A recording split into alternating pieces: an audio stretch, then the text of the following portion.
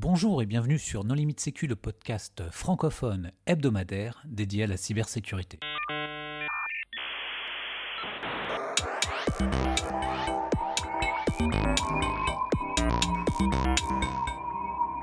Alors aujourd'hui, nous avons le plaisir de recevoir Tariq Krim. Bonjour Tariq. Bonjour. Pour discuter avec lui, les contributeurs Non Limite Sécu sont Paul Amar. Bonjour tout le monde. Nicolas Ruff. Bonjour. Et Hervé Schauer. Bonjour. Alors Tariq, en préambule, est-ce que tu voudrais bien te présenter ? Oui, très bien. Mais écoutez, j'ai plusieurs casquettes. Je suis plutôt connu pour avoir été un entrepreneur du web, ce qu'on a appelé le web 2.0, avec notamment deux entreprises, NetVibes et Jolly Cloud. NetVibes, c'était une page d'accueil personnalisée qui était un peu une des pionnières des flux RSS. Et Jolly Cloud, c'était un operating system basé sur du web et un ordinateur qui s'appelait le Jollybook. Donc c'était une sorte d'alternative libre au Chromebook. J'ai également eu d'autres casquettes, donc j'ai été vice-président du Conseil national du numérique, donc depuis une vingtaine d'années j'essaye de travailler avec les différents gouvernements pour s'assurer qu'il y ait une politique numérique. Et puis avant ça, j'ai fait plein de choses, j'ai beaucoup bidouillé au tout début de l'internet et j'ai été aussi journaliste, notamment pour Radio Nova, La Tribune, et j'ai été aussi pendant 6 ans en Californie, dans la Silicon Valley, où j'ai travaillé pour une société qui n'était pas vraiment une start-up à l'époque, qui s'appelait Sun. Alors justement, tu es très connu pour les aspects que tu viens d'évoquer, tu es moins connu pour les aspects cybersécurité, et pourtant, tu t'intéresses depuis pas mal de temps à la cybersécurité. Qu'est-ce qui fait que tu t'es intéressé à ce domaine ? En fait, je crois que comme beaucoup de gens, l'informatique était quelque chose de fascinant. Alors moi, mon premier contact avec un ordinateur, ça a été en 78. J'étais invité à une sortie d'école et on allait à un salon scientifique et il y avait, je crois, un labo du CNRS qui montrait une innovation incroyable. C'était un terminal informatique, on tapait des choses dessus et quand on appuyait sur la touche entrée, l'ordinateur se mettait à parler avec une voix très robotique. Donc c'était vraiment les prémices. Et j'étais complètement fasciné par ça, et donc dès que la personne a eu le dos tourné, la première chose que j'ai faite, c'est de taper mon nom, et au moment où j'allais appuyer sur la touche entrée, je sens quelqu'un qui me tire l'oreille, et ça fait très mal, et c'est la prof qui me regarde et me dit « Ne touchez à rien, vous allez tout casser ». Et l'ingénieur qui était là, à l'époque, il faut voir que les ingénieurs avaient des blouses blanches, a regardé ce que j'avais fait et avait vu que j'allais en fait juste taper mon nom pour faire parler la machine. Et il m'a regardé avec un gros sourire, et pour moi, ce sourire, ça voulait dire « Bienvenue au club ». Est-ce que ce salon, c'était le CICOB, par hasard ? Non, j'ai été après, évidemment, au CICOB. On allait tous au CICOB pour récupérer les numéros d'utilisateurs internationaux pour pas payer le téléphone. Mais à l'époque, mais c'était un salon, je crois, scientifique. Enfin, j'ai malheureusement perdu de vue et c'était fascinant parce que ce qu'il faut bien comprendre à l'époque, c'est que l'informatique c'était très sérieux. Les gens étaient habillés comme des scientifiques. Il y avait toute une organisation avec des pupitreurs, des analystes, il y avait vraiment une espèce d'organisation très complète. Et quelques années plus tard, mon père a amené en 1982 un Apple II avec un modem, et on a eu une chance qui a été extraordinaire pour moi, c'est qu'il avait un abonnement à un service en ligne américain qui s'appelait The Source. Il y avait The Source et CompuServe, c'était en fait ce qu'on appelait des banques de données, donc qui permettaient d'accéder à des services en ligne. Et 1 an plus tard, on a fait partie dans le 4e arrondissement des premières expérimentations de Minitel. Et donc,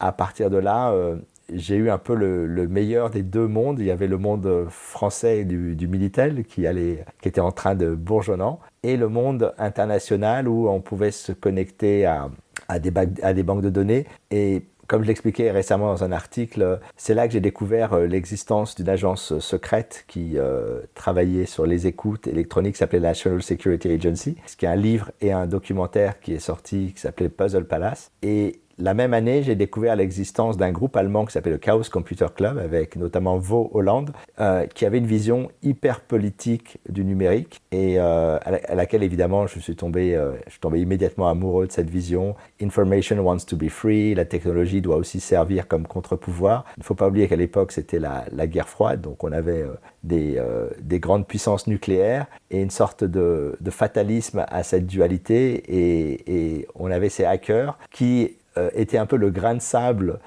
qui, grâce à l'usage de la technologie, pouvait apporter une vision différente, plus positive de la technologie. Et donc, évidemment, très tôt, je me suis intéressé à ça, je me suis intéressé à la question de la sécurité informatique, à regarder un peu ce que les hackers aux États-Unis faisaient, notamment Sorcerer of the ARPANET, qui était un peu le groupe ultra connu à l'époque. Et puis ensuite, comme plein de gens, j'ai un peu bidouillé, exploré le réseau. Et puis cet état d'esprit est resté. Enfin, je pense que quand on touche à l'informatique et qu'on s'intéresse à la bidouille, ce que je pense que tous les auditeurs comprennent, quel que soit son âge, à un moment donné, c'est un état d'esprit qu'on a envie de cultiver.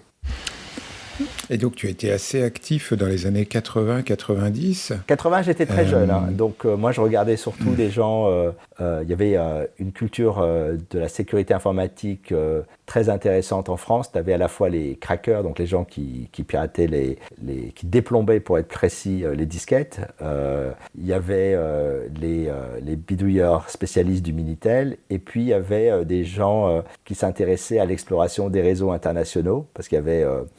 en fait, ce qu'il faut bien comprendre, c'est avant que l'Internet devienne l'interconnexion de tous les réseaux sous le même protocole, il y avait des dizaines, voire des centaines de réseaux. Il fallait acheter en fait un bouquin qui s'appelait The Matrix, qui était que j'avais pu acheter à Paris, à Brentanos, qui était la librairie franco-américaine, où il y avait un annuaire de tous les services pays par pays, et donc il fallait trouver des points d'entrée. Oui, mais il faut pas que les gens fantasment. C'était des réseaux sur lesquels il y avait souvent juste un service d'échange de messages. Exactement.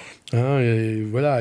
Alors évidemment, on est bien avant TCP/IP, on est avant RFC 822, mais il y avait déjà des réseaux d'ordinateurs qui s'échangeaient des messages. C'est exactement ça.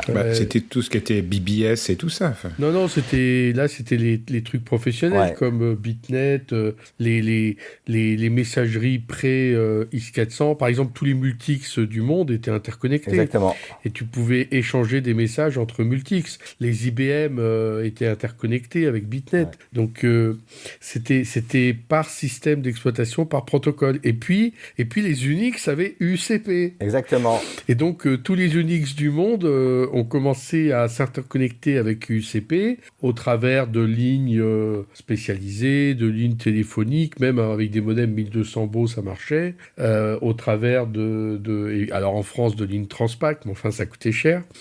Voilà. Et c'était les réseaux qui étaient avant Internet. C'est super intéressant ce que tu dis, parce que ce qu'il faut comprendre, c'est qu'en fait, il y avait des réseaux qui utilisaient des technologies, donc des systèmes d'exploitation propriétaires, souvent assez peu documentés, puisque les documentations n'étaient pas... il n'y avait pas les livres O'Reilly ou toute la documentation qu'on peut trouver aujourd'hui sur l'Internet. Et donc, une des techniques que les gens avaient pour apprendre, c'était soit d'aller faire les poubelles des centres de recherche ou de Jussieu pour trouver les manuels. Parce que quand on achetait 50 stations de travail, évidemment, on ne regardait pas 50 manuels. Donc, il y en avait une partie qui partait à la poubelle. Et donc, on était évidemment très intéressés pour accéder à tout ça, mais surtout, chacun des réseaux avait des systèmes d'exploitation dont certains avaient des bugs particuliers, notamment, je ne sais pas si tu te rappelles, les VAX. Le système VAX était très perméable, et donc il y avait plein d'astuces qui circulaient, qui permettaient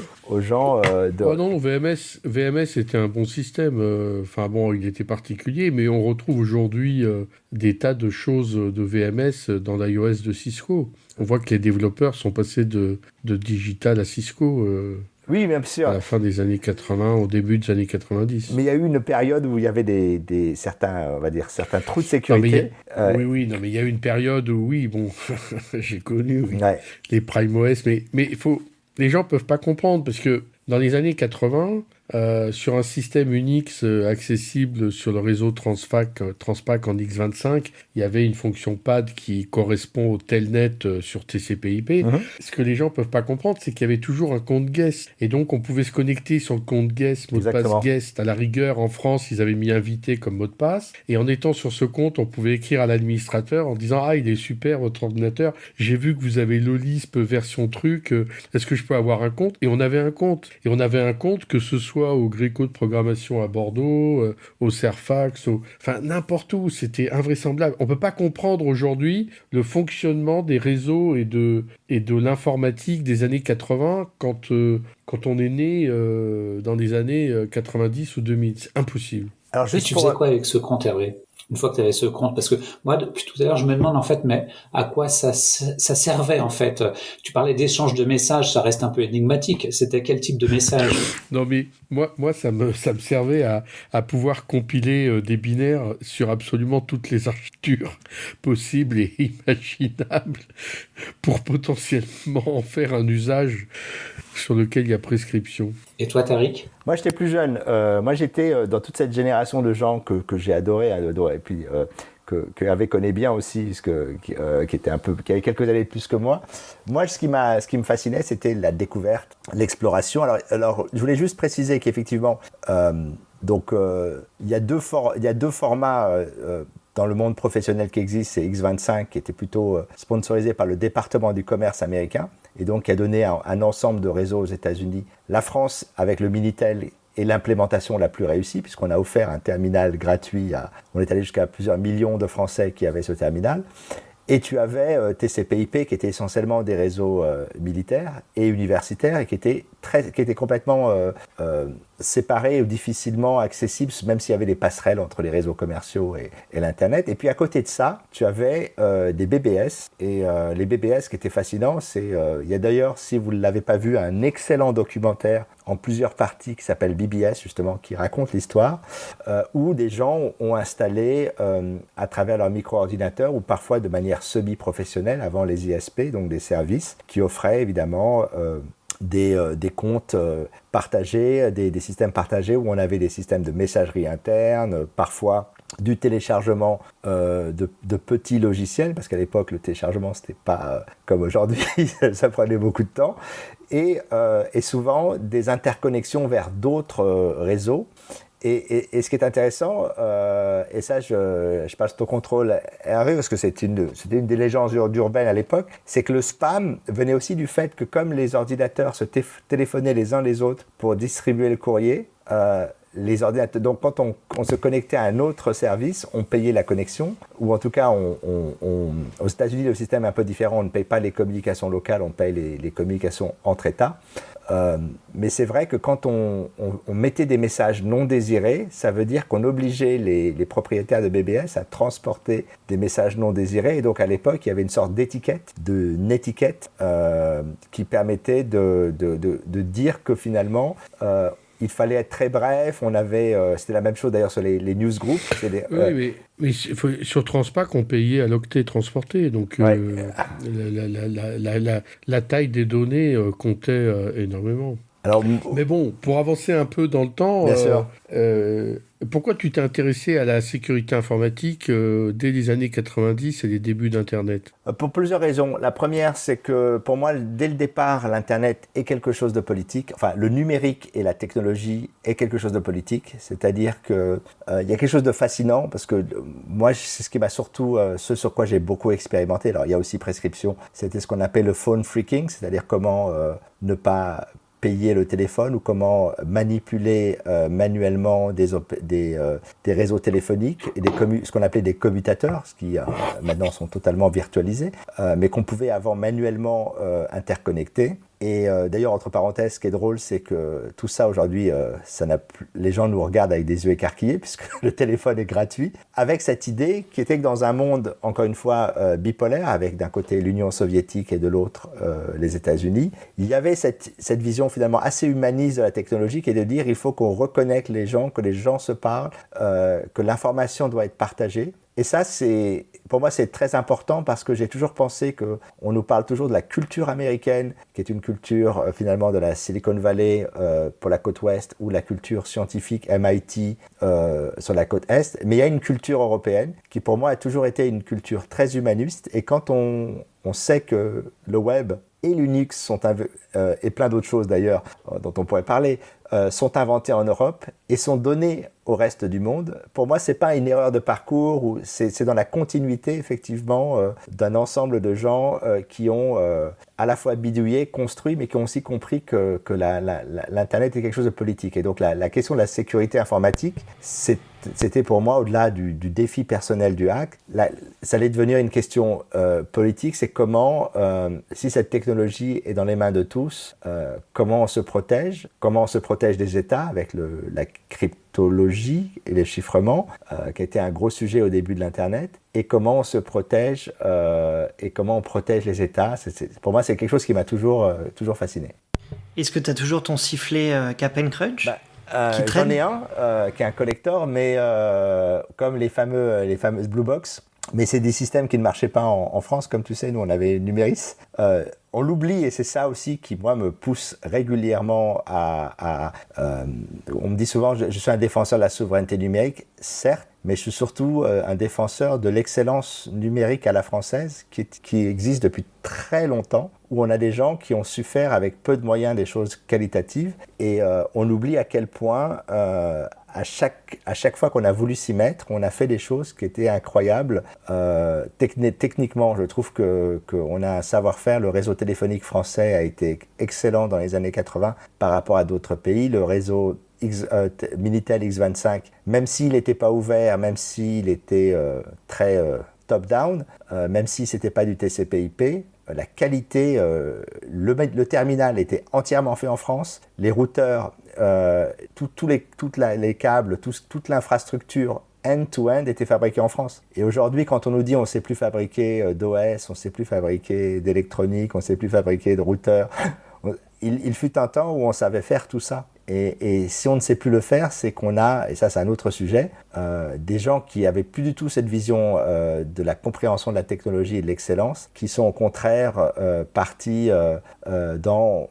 On va acheter ce qui se fait de mieux, entre guillemets, donc ce qui n'est pas français, ou on va vendre tout ce qu'on sait faire. Donc on a vendu Alcatel, on a vendu Thomson, on a vendu toutes ces boîtes dans les années 90, et aujourd'hui on se retrouve complètement plombé puisqu'on est dépendant des technologies des autres. On a complètement perdu notre avance ? Non, mais on a fait. Il s'est passé deux choses en fait, et qui sont très intéressantes. Dans les années 90, on a un ensemble de gens, notamment certains qui sont toujours là, des grands patrons, qui ont dit on va arrêter de fabriquer en France. Alors parfois c'était parce que on trouve que le droit social est trop compliqué, et ça sera plus simple en Chine. Et donc on a délocalisé. Il faut pas oublier que la France était leader dans l'électronique grand public, Thomson, l'Europe aussi avec Philips. Il faut pas oublier que Philips, c'est ASML et TSMC, ces deux boîtes qui sont essentielles, l'une pour la lithographie et l'autre pour la construction de toutes les puces, notamment les Nvidia. Ça, c'est des boîtes... Oui, mais autant ASML, c'est néerlandais, TSMC, c'est taïwanais. Oui, mais ça a été financé à la base par Philips. Ce sont leurs... Oui, alors tu veux dire, c'est un... Voilà, ça vient de l'historique Philips. Voilà, y compris NXP. En Allemagne, donc on avait une vraie avance. Dans les télécoms, on était excellent. Dans les téléphones mobiles, tenez-vous bien, dans les années 90, on fabriquait un téléphone sur 3. Mobile était fabriqué en France. Et puis, ces gens ont tout envoyé en Chine. Le problème, et qu'on connaît quand on est ingénieur, c'est que quand on ne fabrique pas soi-même, on perd la capacité à fabriquer. Et donc, il s'est passé ce qui, à mon avis, a été le début d'un désastre, c'est que la France, qui avait d'excellentes écoles d'ingénieurs dans plein de domaines, électronique, microélectronique, embedded, optique, etc., ces ingénieurs, ils bossaient dans les boîtes pour faire les produits en France. Et le jour où on a fait les produits en Chine, en fait, ce qui s'est passé, c'est que ces gens-là se sont mis à faire de la finance, du conseil, à faire d'autres choses. Et puis il y a eu Mais il suffit de discuter avec les profs de quelques écoles d'ingénieurs qui se désespèrent. Ils sont obligés de remplir avec des ingénieurs étrangers. Enfin, quand tu fais de l'électronique, ils sont obligés de remplir avec des ingénieurs étrangers. Il n'y a plus aucun Français qui veut faire leur enseignement puisqu'il n'y a plus aucun débouché. Exactement. En tout cas, pas assez. Et à côté de ça, il y a eu un deuxième sujet sur lequel on était beaucoup plus discret et qui, à mon avis, devrait être un vrai scandale, c'est qu'on a eu une dénumérisation. C'est-à-dire qu'à partir d'un moment, dans les années 90, on a dit en fait les informaticiens ne servent plus à rien. On va virer les informaticiens. D'ailleurs, moi qui sortais dans les années 90, toute la génération de gens que je connaisse, on leur disait mais faites pas de l'informatique, c'est fini. Faites du conseil, faites autre chose. Et donc on a délocalisé aux ESN, qui s'appelait à l'époque des SS2I, qui elles-mêmes ont délocalisé à Madagascar, au Maroc, au Pakistan, en Inde, etc. Et donc soudain, on s'est retrouvé avec à la fois l'État et les grandes entreprises qui n'ont plus d'ingénieurs informatiques. Les meilleurs ingénieurs informatiques que je connaisse sont tous partis dans la Silicon Valley. Moi, c'était la grande découverte dans la Silicon Valley quand je suis arrivé au milieu des années 90. Et j'ai découvert que dans toutes les boîtes, Netscape, Sun, Apple, il y avait des Français qui étaient extrêmement bons. Quand je suis arrivé, toute l'équipe qui avait fait le fameux Thomson TO7 du programme informatique pour tous, c'était l'équipe qui m'a accueilli quand j'étais dans la vallée. Et ils étaient exceptionnels, mais ils n'avaient plus de valeur en tant que leur valeur ingénieurale et informatique était absolument pas valorisée en France, alors qu'aux États-Unis, c'était des demi-dieux. Et donc, au moment où toutes ces boîtes ont viré leurs informaticiens, il y a des boîtes comme Google, Apple et les autres qui ont compris que la valeur d'une boîte, c'est ses produits et c'est son software. Aujourd'hui, la valeur de Google, c'est le software. Et donc, on s'est retrouvé à être à rebours de deux choses. Et donc, aujourd'hui, on a, je dirais, la pire des solutions, c'est-à-dire qu'on n'a pas de vraie boîte de software. On en a une qui est Dassault Systèmes, mais qui est quand même spécialisée dans un domaine. Et on n'a plus d'autres boîtes de grande taille. On a des acteurs spécialisés comme OVH, mais dans l'hébergement pur, plus qu'à mon avis dans le software. On a plein de gens dans la cyber, mais qui sont des boîtes de petite taille comparées à ce qui se fait ailleurs. Et on n'a pas cette culture des entreprises dont la valeur dépend directement des développeurs et des informaticiens et de leur capacité à s'adresser sur les marchés globaux. C'est un domaine qu'on a perdu et c'est pour ça que je crois que pour répondre à la question est-ce que c'est trop tard, je ne le crois pas, mais il faut qu'il y ait une vraie compréhension que l'industrie, la réindustrialisation numérique de la France passe par le software, passe par la maîtrise de ça et la constitution de filières en cybersécurité. Par exemple, on a des gens qui sont brillants, mais je ne pense pas que le système actuel leur permette d'avoir le maximum de valeur qu'ils pourraient avoir et d'atteindre la taille de marché critique. Alors que dans d'autres pays... Ça, tu le vois quand tu fais des analyses de risque, tu vas voir les gens dans les entreprises et tu leur demandes qu'est-ce qu'on peut arrêter et qu'est-ce qui est critique. Et en fait, tous les gens que tu vas voir te disent « moi, je suis critique ». Tu vas voir le comptable, il dit « je suis critique ». Tu vas voir le juriste, il te dit « je suis critique ». Et donc, en fait, maintenant que les entreprises ne sont plus dirigées par des ingénieurs, mais par des financiers ou par des... Voilà, ils considèrent que c'est la fonction finance qui est critique, en fait, dans l'entreprise. Mais si les boîtes étaient dirigées par des ingénieurs, comme c'était encore le cas chez Google ou chez Apple il n'y a pas si longtemps, ou SunOS, qui était une pure boîte d'ingénieurs, voilà, là, effectivement, ils considèrent que le software et le produit logiciel est critique. Pour nos auditeurs, SunOS, ça a été racheté par Oracle. Oui. Et qui a immédiatement attaqué Google sur Java. C'était une demande de Steve Jobs. Bon. Résultat, Java, au revoir. Ouais. Mais ce qui est fascinant, c'est que on parle jamais, par exemple, moi j'aime beaucoup François Gernel qui a créé le premier micro-ordinateur. C'est une start-up. C'est-à-dire que quand Intel sort leur premier processeur, leur deuxième processeur, le 8008, ils le proposent à des entreprises, leur disent qu'est-ce que vous pouvez faire avec. Une entreprise japonaise qui fabrique des calculettes, elle dit bah, je sais pas trop. Et François Janel dit tiens, je vais construire un micro-ordinateur. C'est-à-dire je vais prendre un mini-ordinateur et je vais le mettre dans une boîte plus petite. Et ce que j'ai découvert, parce que je me suis beaucoup intéressé à ça, parce que c'est que la vision française a toujours été une vision d'artisan, de qualité, c'est-à-dire que les machines qui ont été fabriquées par ces équipes, les fameux Micral et la série d'après, elles ont été installées par exemple dans des péages, elles sont restées opérationnelles pendant 20 ans. Alors que la vision de l'informatique qui était mise en œuvre par Steve Jobs, qui était fasciné quand il a fait le Macintosh par le Minitel, qui trouvait le produit industriel le plus joli qu'il avait vu, et par une boîte qui s'appelle Cuisinart, lui a dit je vais faire des trucs en modèle mass market, donc avec du plastique moulé, et on va en faire des très grosses séries. Et en fait, toute la le schisme dans la philosophie de ce qu'est l'informatique entre ce que faisait la France et ce que faisaient les US, c'est qu'en fait, on le voit aussi aujourd'hui avec l'iPhone, c'est que finalement, on était dans des logiques, alors je vais pas dire d'obsolescence programmée, parce qu'à l'époque, un ordinateur, on pouvait le faire durer 10 ans si on voulait, mais de mass market, alors qu'en France, on avait une vision beaucoup plus artisanale et on voulait un produit beaucoup plus durable. Et malheureusement, quand la mondialisation est arrivée, en fait, ce qui a de la valeur, c'est ce qu'on produit à très très fort volume. Et donc on n'a jamais été capable en fait de revenir dans la course, sachant que l'autre problème qui nous a complètement tués en Europe, c'est que tout ce qui était Walkman, télé, chaîne hi-fi, etc., à un moment donné, c'est devenu le périphérique d'un PC Windows ou d'un Mac. Et donc en fait, ce qui était une industrie qui vivait d'elle-même, avec des cassettes, des produits analogiques, en fait, c'est devenu un truc qu'on connecte à un câble, il faut payer une licence. Et donc, en fait, l'Europe est devenue, en fait, un constructeur de périphériques. Et le grand drame, pour moi, de l'Europe, c'est qu'on avait le Next Generation OS qui avait été inventé en Europe, c'est évidemment Linux, et qu'on aurait pu dire, on va recentrer toute notre activité sur Linux, on va mettre en place un vrai consortium, et on construit une alternative à Windows. C'est pas ce qu'on a fait, en fait, on a laissé Windows rentrer partout, et une fois que c'était le cas, c'était un peu game over. Alors, on va revenir sur les aspects cybersécurité. Alors, quelles sont les étapes marquantes en matière d'évolution de la cybersécurité selon toi ?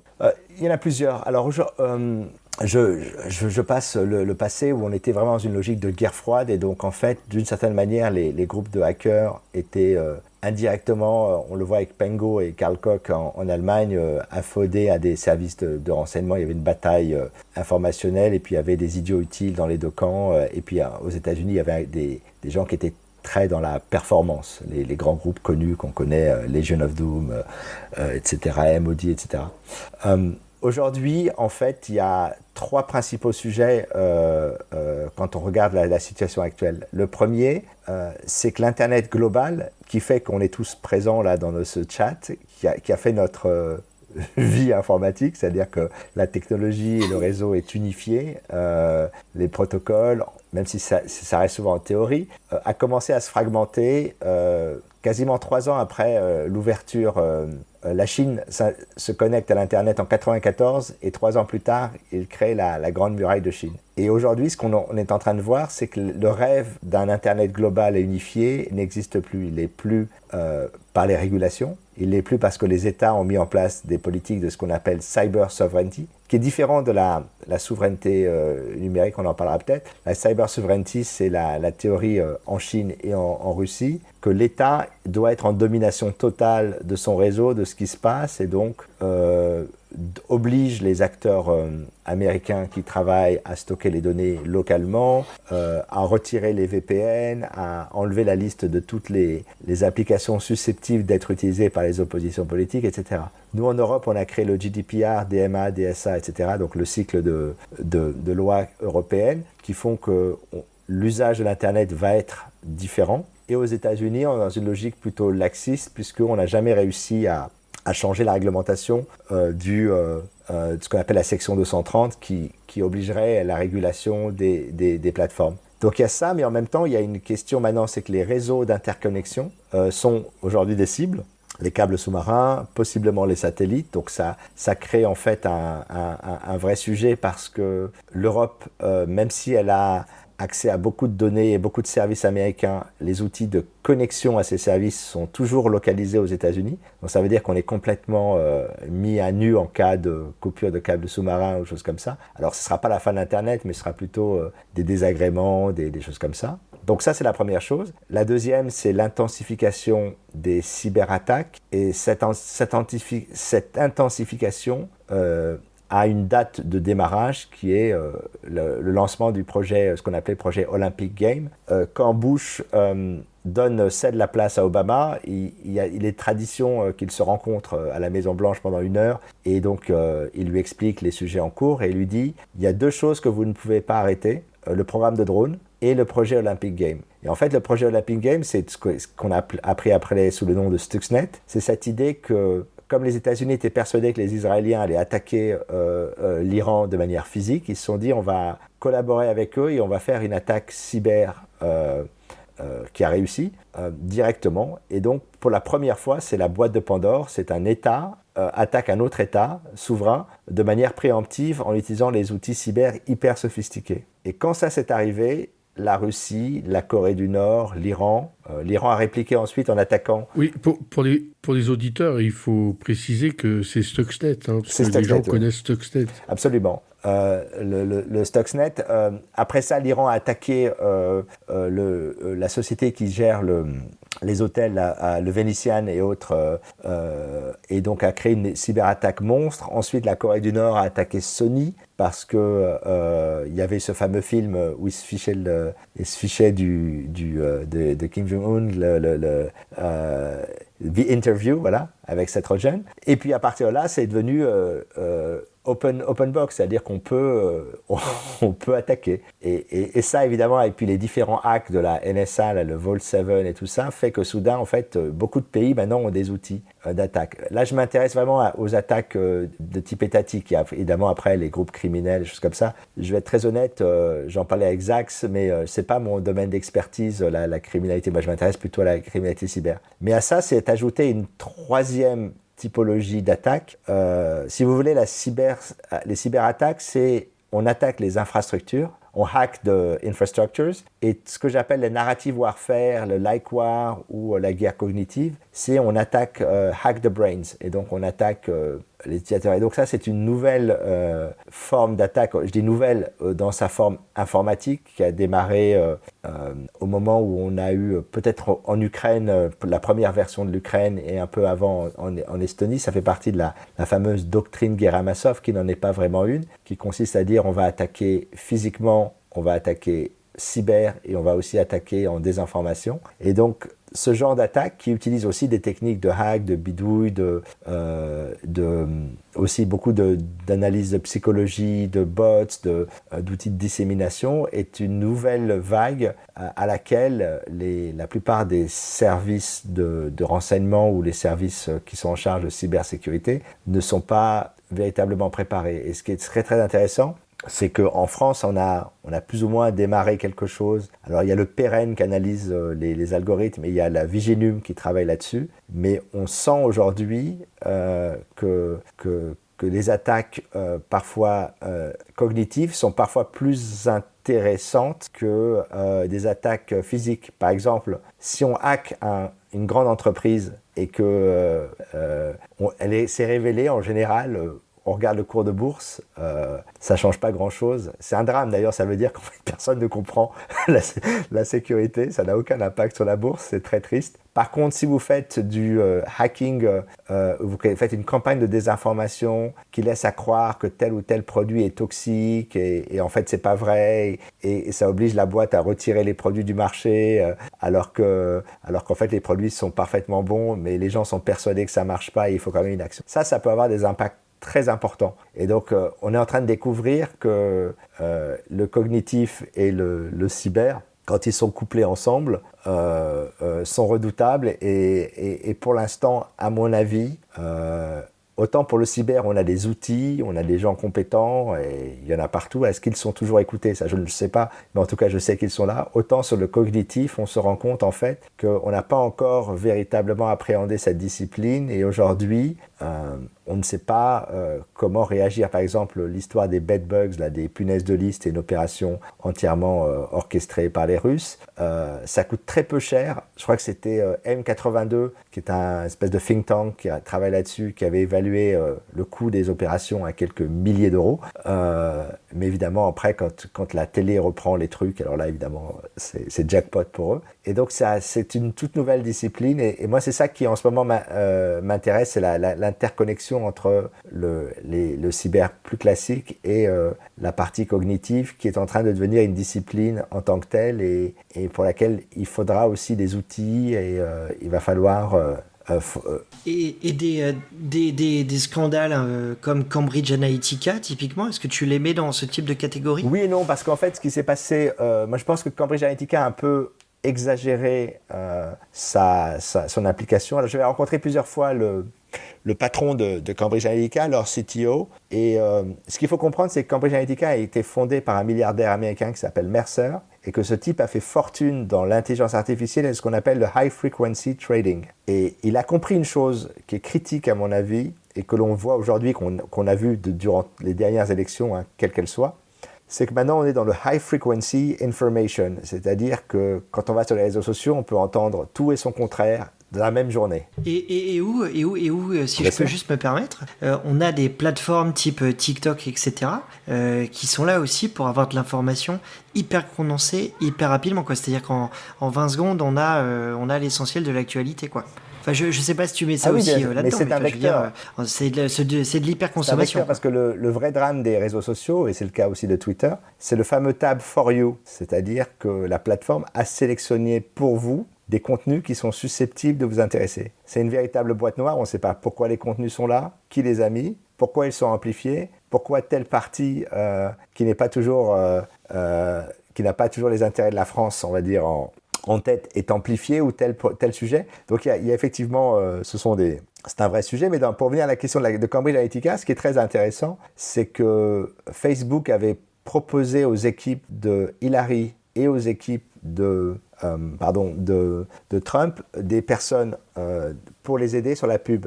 Hillary a préféré utiliser sa propre équipe et Trump a utilisé les équipes de Facebook qui se sont avérées beaucoup plus efficaces. Et en fait, ce qui a été le vrai choc il faut lire, il y a un livre extraordinaire qui s'appelle Cyber War, je crois justement, de Kathleen Jamison, qui reprend toute la question de l'influence pendant la campagne Trump-Biden, et elle dit qu'en fait, les médias ont eu un rôle beaucoup plus important que les acteurs comme Cambridge Analytica ou comme les actions diverses et variées des Russes. Une des choses intéressantes, quand le GRU, probablement, pirate le Parti démocrate pour leur piquer leurs emails, c'est donc un piratage par une agence étatique étrangère, les mails sont ensuite mis sur Wikileaks. Et la presse, au lieu d'utiliser la terminologie exacte, c'est-à-dire les emails du Parti démocrate volés par les services secrets russes, ont commencé à utiliser la contraction, les emails Wikileaks. Et donc à partir de là,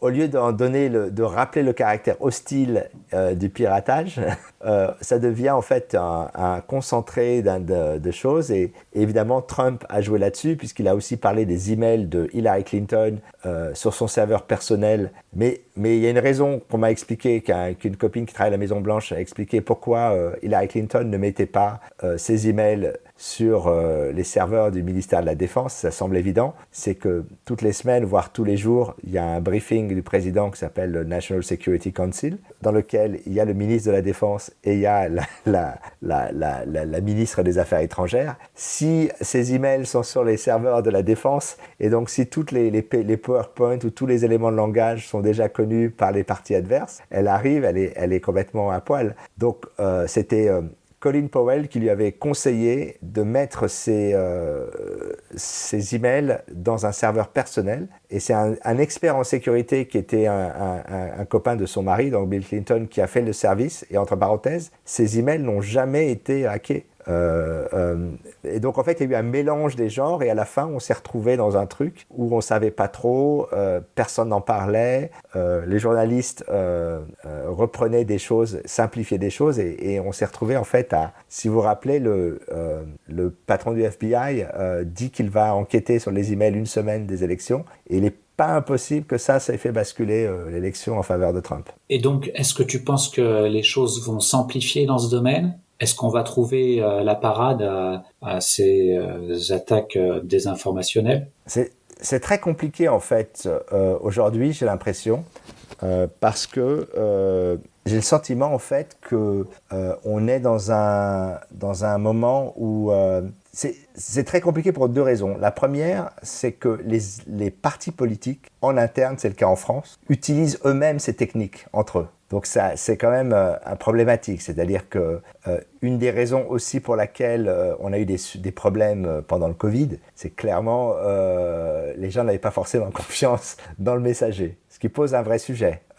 Parce qu'on avait eu les gilets jaunes avant et plein de choses, et donc c'est très difficile pour un État de dire on se fait vraiment attaquer par les Russes ou par les Chinois ou par d'autres entités, puisque ça reste ouvert, parce qu'en même temps, on n'a pas réussi d'une certaine manière, à faire que, à donner cette confiance. C'est très difficile. Et puis l'autre chose, c'est qu'avec l'arrivée de l'IA, on est dans un monde où si on ne s'est pas donné rendez-vous, comme on l'a fait là, si on ne sait pas, on peut se retrouver aujourd'hui dans un monde où on ne croit plus du tout à ce qu'on voit. C'est-à-dire que finalement, les choses sont synthétisées, la voix est déjà devenue un vrai problème. C'est que l'identification par la voix, je pense que c'est mort. L'identification visuelle, on est peut-être à 1 an où ça va devenir très dur, surtout sur les conférences Zoom où les gens sont pixelisés, donc en fait, on ne voit pas les défauts. Et donc, on va se retrouver possiblement dans une situation où on va avoir des agents synthétiques qui sont générés et qui vont pouvoir travailler les populations, non pas de manière massive comme on le fait aujourd'hui, où on a un peu le même message qu'on rediffuse. C'est la même vidéo qu'on voit 200 millions de fois sur TikTok, par exemple. Mais en du one-on-one, on le voit déjà avec vous savez, avec les scams et les emails qu'on envoie pour les gens. Il paraît que depuis que ChatGPT est sorti, le nombre de requêtes de rançonnage, d'emails de rançonnage au Japon a explosé, parce que désormais c'est un langage qui peut être généré facilement, ce qui n'était pas le cas avant. Et donc, pour moi, la vraie question à laquelle nous, entre guillemets, personnes qui s'intéressons à la question de la sécurité, c'est comment on arrive à maintenir de la sécurité, comment on arrive aussi à maintenir la sécurité d'un ensemble, c'est-à-dire y compris tous les employés d'une entreprise, dans un monde où il est plus possible véritablement de faire confiance à ce que l'on voit, ce que l'on entend ou ce que l'on lit. Et ça, c'est une perspective nouvelle à laquelle je pense qu'on ne s'est pas encore préparé. Est-ce qu'il n'y a pas un problème politique du fait que les dernières générations politiques depuis 20 ans ne respectent absolument plus le consensus scientifique? Moi, j'ai bénéficié d'un enseignement républicain, blablabla, et je suis arrivé avec un respect du consensus scientifique absolu. Or, on a vu effectivement ces derniers temps que consensus scientifique, je veux dire, il y a une étude qui dit A, il y en a 20 qui dit B, on donne autant de place à celle qui dit A, et le politique reprend celle qui dit A si ça l'arrange, et tout le monde y croit. Donc à partir du moment où on a perdu ce consensus scientifique, c'est clair qu'avec l'IA, on est totalement perdu. Je pense que tu as raison.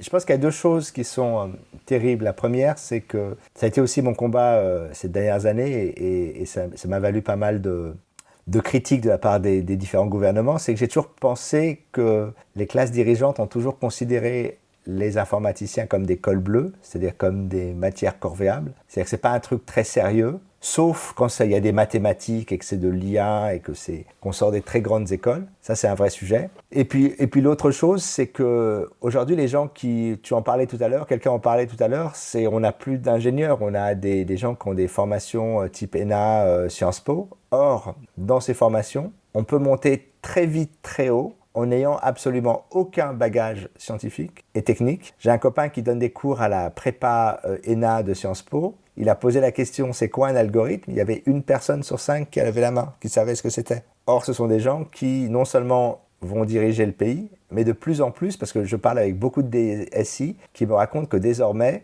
ils ont au-dessus d'eux des énarques ou des gens qui ont des profils donc non techniques, qui leur expliquent comment il faut faire leur métier. Ah oui, mais alors ça, c'est... Ouais, moi, j'ai vu l'évolution dans les grands groupes. En tant que simple auditeur sécurité informatique à l'époque, dans les années 90, ah oui, il y a eu un revirement catastrophique. Et donc, là, les questions que tu posais, c'est que, effectivement, dans le monde qui vient, moi, j'ai toujours trouvé que les projets type informatique pour tous étaient fantastiques. Mais moi, ce que j'ai trouvé fantastique, c'est qu'il fallait que les gens aient un premier contact avec l'informatique. Moi, la première fois que j'ai vu un piano et que j'ai commencé à jouer, c'est ce que je voulais faire. Et après, j'ai vu un clavier d'ordinateur et j'ai dit, c'est ça que je veux faire. Et on a tous eu ce moment où on savait que c'était ça qu'on voulait faire. Et ce qui est, à mon avis, un gros sujet aujourd'hui, c'est que l'aspect pratique des choses, c'est-à-dire que les connaissances académiques, c'est bien, mais ce qui fait la valeur d'un développeur et encore plus d'un expert sécurité, c'est les heures passées devant l'écran. C'est l'aspect hyper pragmatique et très des choses, on ne peut pas, c'est pas même en lisant des bouquins, on n'a pas la même relation aux choses. Et c'est vrai qu'on a maintenant un environnement où les gens qui sont en commande, c'était le cas aussi dans les industries, sont complètement déconnectés de ces choses-là. Et donc ça m'inquiète parce que sur la question de la sécurité, et donc sur la question maintenant de la sécurité, ce que j'appelle aussi la sécurité épistémologique, c'est-à-dire la sécurisation du savoir commun qui fait que chacun d'entre nous, on vit dans la même réalité, n'est plus garantie aujourd'hui et elle est aussi livrée à des acteurs privés extra-européens parfois et qui n'ont pas toujours nos intérêts. Quand tu vois que TikTok en Chine ne sert qu'à faire de l'éducation et que les gens sont privés de réseau pendant plusieurs heures de la journée et le soir notamment parce qu'ils ont bien compris que les réseaux abrutissaient, les réseaux sociaux, c'est fascinant. Enfin, on vit dans une époque fascinante. Quelle est ta recommandation pour nous sauver sur le plan de la souveraineté et la cybersécurité pour nos gouvernants ? Il y a que 3 choses véritablement importantes, je crois. La première, c'est sur le cyber, il faut un coordinateur. Moi, je pensais qu'il fallait un ministre. Pour une raison simple, c'est que... Non, mais juste un secrétaire d'État en dessous du ministre du numérique. Oui, bien sûr. Mais déjà, le numérique n'a pas de ministre, alors que le numérique est tellement au cœur de la société qu'on se demande pourquoi il n'y a pas encore de ministère à part entière. Oui, mais parce que je pense que le numérique, il faut le voir sous différentes formes. Il y a le numérique en tant qu'industrie, il y a les industries du numérique. Là, chacun d'entre vous, quand vous avez vos boîtes, vous faites partie de l'industrie numérique. Le problème qu'on a eu, c'est qu'on a considéré que les startups techniques ne faisaient pas partie de l'industrie pendant longtemps. On n'avait peut-être pas les bons ministres. Et puis, il y a le numérique administratif, c'est l'administration, ce qu'on appelait avant l'administration électronique. Et puis après, il y a tous les pans, culture, savoir-faire, télévision, éducation, etc., sur lesquels on le touche. Donc en fait, chaque domaine est transversal. Et quand on veut un ministre du numérique, il y en a 3, à mon avis, qui ont vraiment une utilité. C'est le ministre de l'industrie numérique, donc quelqu'un qui va s'assurer que les industriels du numérique soient soutenus, comme il y a un ministre des agriculteurs, d'une certaine manière, le ministre de l'Agriculture s'occupe des agriculteurs, les défend. Il faut quelqu'un qui s'occupe de l'administration et de la transition numérique pour qu'elle soit faite correctement. Et puis, sur le cyber, moi je pense que c'est crucial parce que on a besoin d'un profil rassembleur qui ne laisse pas les gens un peu au bord de la route, ce qui a été malheureusement le cas de la politique actuelle, où on dit on va donner plein d'argent, mais on ne sait pas à qui, comment. Et puis surtout parce que c'est des problèmes très concrets où il faut que les gens se parlent et il y a à la fois une partie budgétaire pour donner entre guillemets, à manger à cette industrie, mais aussi coordonner ça de manière intelligente. Parce que moi, je suis persuadé que le cyber est une industrie dans laquelle la France est possiblement dans le top 3 si elle s'en donne les moyens. Après, pour le reste, il faut dans les différents ministères des CTO, et puis moi j'ai toujours été pour qu'il y ait un CTO auprès du président de la République. Comme il a un chef d'état-major des armées, un président ne connaît rien à l'armée en général, donc il a un chef d'état-major, il appelle les généraux, ils organisent un plan, il dit voilà monsieur le président, ça va se passer comme ça, comme ça. Si on avait un CTO au niveau de l'Élysée, on aurait quelqu'un qui est capable d'expliquer au président, voilà sur les enjeux techniques, vous allez rencontrer Mark Zuckerberg, voilà les problèmes spécifiques sur lesquels vous devez négocier, etc. Qu'on ne se retrouve pas, en fait, comme ça a été le cas à l'époque avec Sarkozy, puis avec Hollande et aujourd'hui avec Macron. Ils viennent voir les gens et disent « Ah, c'est super, c'est génial, est-ce qu'on peut faire un selfie ?» Mais aucun projet ou aucun sujet important n'a été négocié. Parce que les problèmes de régulation des réseaux, c'est aussi des problématiques de technique, c'est l'ouverture des algorithmes, l'accès aux API, la question de savoir où sont les caches, quel est le contrôle que l'on a, quel est l'accès que l'on peut avoir en cas pour la police, pour telle chose. Enfin, il y a plein de choses qui sont des discussions où le président, entre guillemets, doit être briefé techniquement. Le président américain a un CTO. J'en ai connu 2 des 3 qui ont été nommés sous Obama, et une d'entre elles, c'était une ancienne de General Magic et de Google, qui était une nerd absolue, qui était excellente techniquement. Et donc, on était sûr que quand Obama parlait, là, quand il a fait son truc dans Wired, qui était top, son interview, c'est parce qu'il a été briefé par les gens qui sont excellents. Il avait aussi un super CIO qui s'appelait David Recordon, qui est un ancien de Facebook, qui a travaillé sur les open formats, sur pas mal de problématiques open source. Donc il était en relation avec ça. Le savoir-faire technique, en fait, est tellement loin du pouvoir central qu'en fait les gens improvisent. Et donc c'est pour ça qu'à chaque fois qu'on les écoute parler, on se dit mais qui a eu cette idée? C'est normal, s'il n'y a pas un ingénieur dans la pièce au moment où ils ont eu cette idée, le résultat est celui qu'on connaît.